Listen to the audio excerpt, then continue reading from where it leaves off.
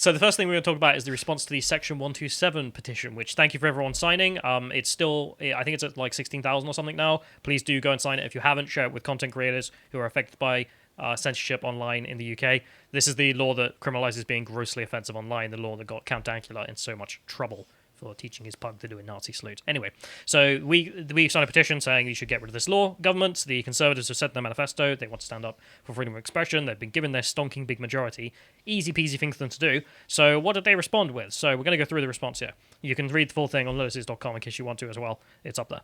So first thing they say, we are committed to making the UK the safest place to be online while upholding rights to freedom of expression. The Law Commission is currently reviewing harmful and abusive communications online. I mean, first thing, like, the safest place online. I don't want to be the safest place online. That sounds really boring. I want to be the freest place online. Anyway, but the Law Commission there they reference is currently reviewing harmful and abusive communications online.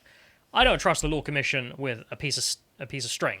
I mean, never anything else. So, I mean, if we go to the next thing here, this is just the Free Speech Union listing some of the nonsense the Law Commission is currently up to. So they proposed a while back that they would make Muhammad cartoons illegal because they're Islamophobic. Oh, right. Bring in the Sharia. I see. Yeah. Yeah, so, I mean, what do you think their opinion is on getting rid of this law that criminalises being offensive?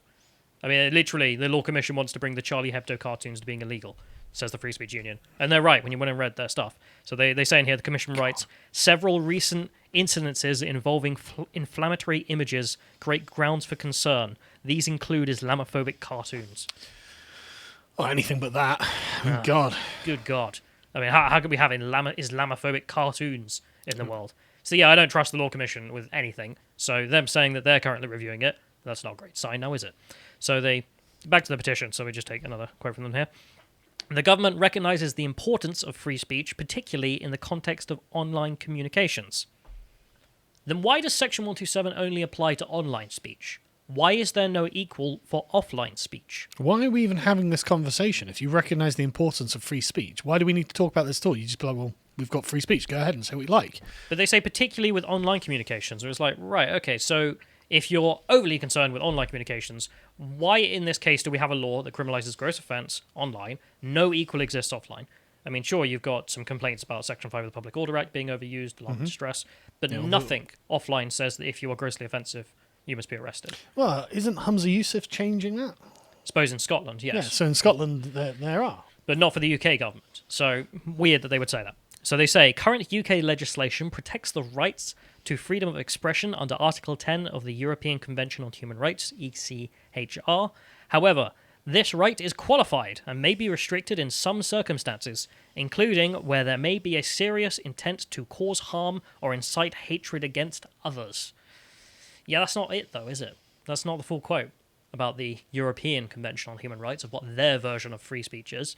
So if you just go to the next link here, this is the document, and if you go to Article 10, which they're referencing, they're saying in here, everyone has the right to freedom of expression, blah, blah, blah, blah, blah, blah, blah.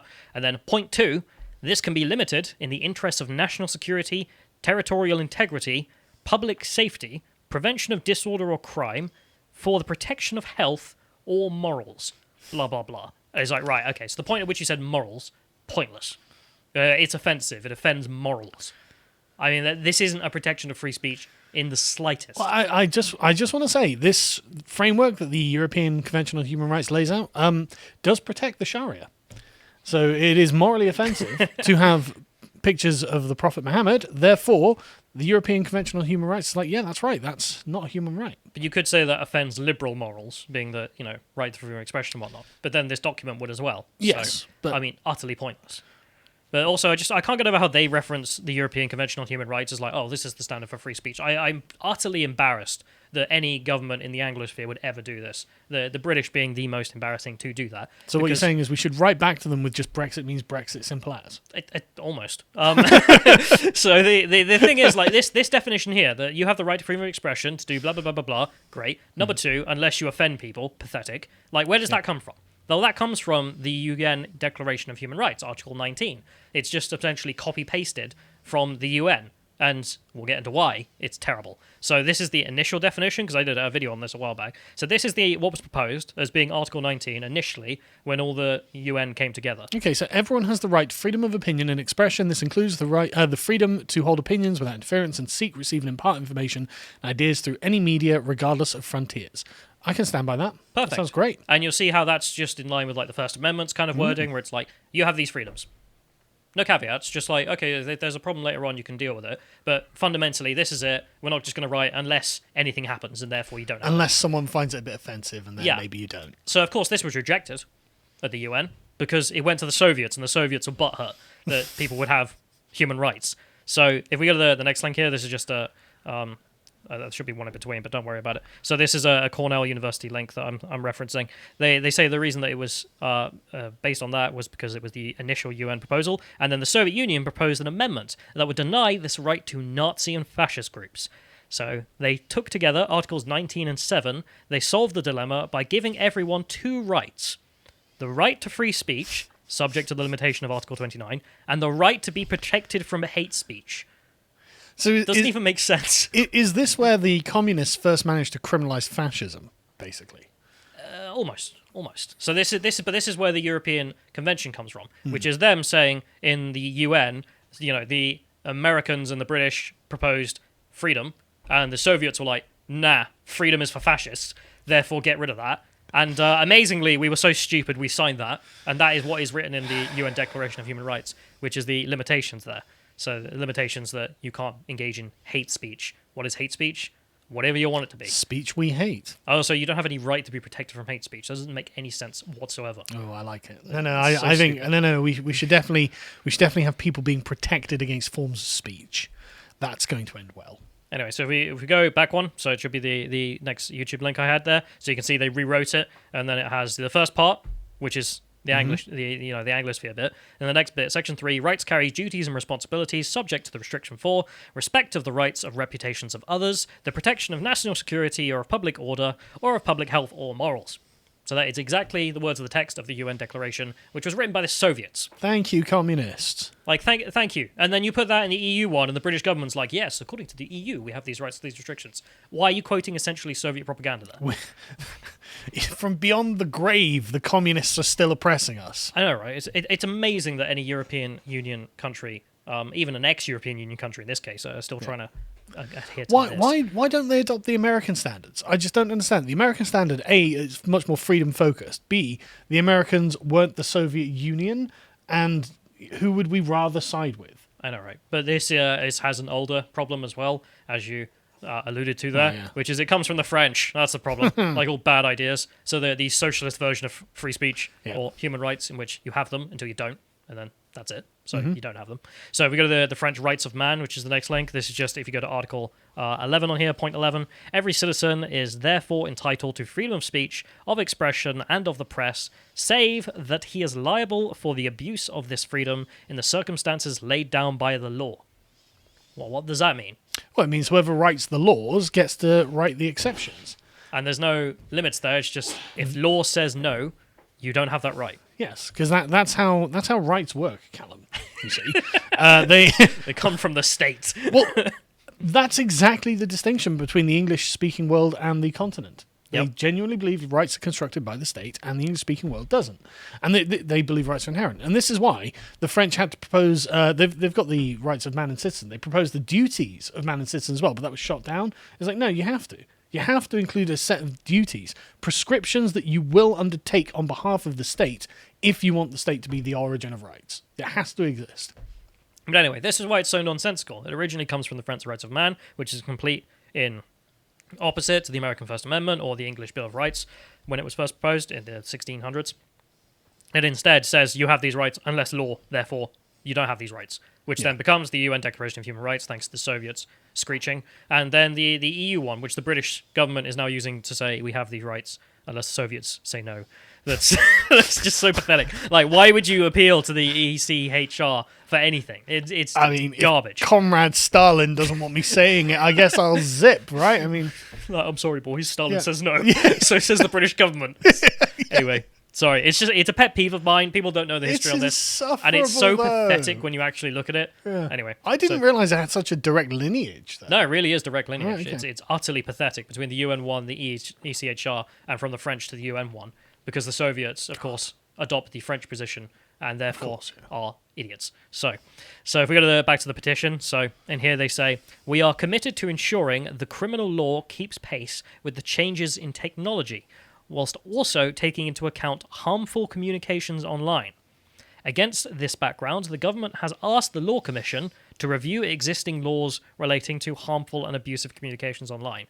Right, so the Law Commission, that's a pointless conversation then. I mean, the people who want to make Sharia states in this country, yeah, I don't care. I don't trust them with anything. I have no faith in them. So, waste of my time there. This review is considering sections 127.1 and 127.2 of the Communications Act, good, 2003, and section 1 of the Malicious Communications Act 1988, determining, so question, they're considering those parts. Yeah. Are they going to be considering whether to get rid of them? Determining whether these laws need amending and updating with new offences to account for the range of harms online, including pile-on abuse, cyber flashing, and self-harm. Thank you for bringing this to our attention. You're right, it's not oppressive enough yet. Good point. We'll add a bunch of other things. I mean, don't get me wrong, I'm not in favour of pile-on abuse, cyber flashing, and self-harm. What does that even mean? I don't know. As a criminal standard. I mean, as a interpersonal thing, sure, but as a crime, I don't even know what that means. Pile-on abuse? I mean, it's on the internet. You just log off. Like, if a bunch of people are messaging you on Twitter, is that going to become a crime? Yeah, well, that's what they're Law talking Commission? about, isn't it? So, Exactly. 50 people, that's fine. 100 people, that's too many. I mean, what are we saying? The Law Commission says, nah, if you bully me on Twitter, you go to jail. I mean, it's just nonsense. Like, I don't even know what I'm dealing with. But the fact that they're not even, Petition says, please, can you get rid of this law? It's oppressing the plebs, so sign the plebs. And the government's like, yeah, you're right. We need to expand this law to oppress the plebs further. For what? Bullying each other on Twitter.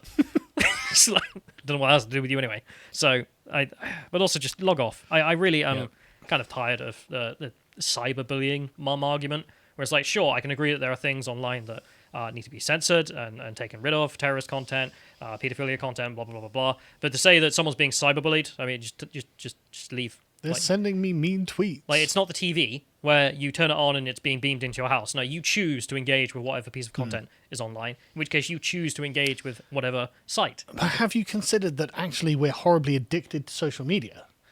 I don't think that's the place of the government to come in and then decide that, nah, you being bullied.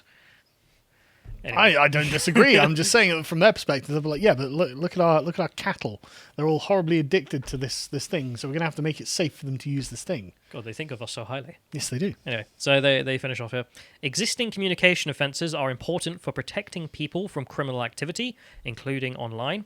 However, we recognise that some elements pose problems, including vagueness in terms such as grossly offensive, obscene, and indecent, which the Law Commission highlights in their consultation paper. The Law Commission proposals are therefore an important step towards addressing such limitations. And their solution to that, as you've just laid out, is to expand them, not to retract them. Not to say, okay, yeah, these terms are all, subjective nonsense, like grossly offensive. Well, what does that mean? They're like, nah, we'll just expand the law to criminalise more things then. That's the solution. Instead of just saying, actually, criminalising offensiveness shouldn't really be the realm of an English government. But okay, whatever. So also, again, the Law Commission, they're not liberals, so why should we have any faith in them? Just to be clear, this was a law that was brought in by Tony Blair Yep. in his attempt to Europeanise Britain. Yep. We should be trying to, the Conservatives, by the way, if you're ever listening, you should be trying to Americanise Britain. You should be going hard on the sort of, absolute freedoms that the Americans have. That's the kind of country we should be, and we know because that's the kind of country we made. That's what America is, a product of England and English values, not French ones. Yeah, it's essentially an experiment, and it seems to have worked. So we'll take the good things from there and drop all the nonsense from the Europeans, because that's all trash. So they find it... And has been for hundreds of years. Yes, they finalise. The Law Commission has consulted on provisional proposals for reform. They will publish final recommendations by the summer, which the government will consider carefully. Subject to final proposals, the government may be minded to take these forward into legislation, where necessary and appropriate to do so. When considering potential reforms, we will guarantee strong protections for the citizens from harm whilst upholding the right to freedom of expression.